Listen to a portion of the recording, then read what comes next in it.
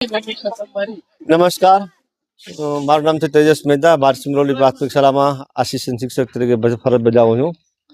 આજે વિવિધ વિષયોના અનુબંધ તરીકે ધોરણ 4 થી 8 બાળકો પર્યાવરણ આસપાસ, વિજ્ઞાન, સામાજિક વિજ્ઞાન અને અંગ્રેજી વિષયમાં જે વિવિધ પ્રકારના ખેતીવાડીના પ્રોજેક્ટો આવે છે અને ખાસ કરીને આપણા રાજ્યપાલ દ્વારા જે એક મુહિમ ચલાવવામાં આવી છે કે પ્રાકૃતિક ખેતી તરફ દરેક ગામડું આગળ વધે, એ અનુસાર દરેક બાળકોમાં બાળપણથી જ પ્રાકૃતિક ખેતીના બીજ રોપાય, એના માટે બાળકોને પ્રાકૃતિક ખેતીની મુલાકાત લેવા માટે લઈ આવ્યા છીએ.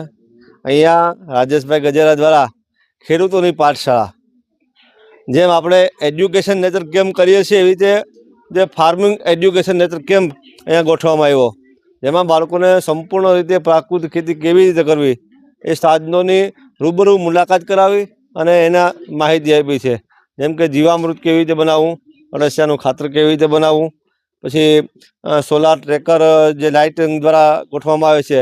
આજે ખાસ કરીને ખેડૂતો જે પાકને બચાવવા માટે વિવિધ નુસ્ખાઓ કરે છે, એમાં બીજા અન્ય પ્રાણીઓનો પણ ભય રહી છે. એના માટે આ જે સોલાર લાઇટિંગ ટ્રેક છે એ ખૂબ જ ઉપયોગી સાબિત થઈ શકે એમ છે.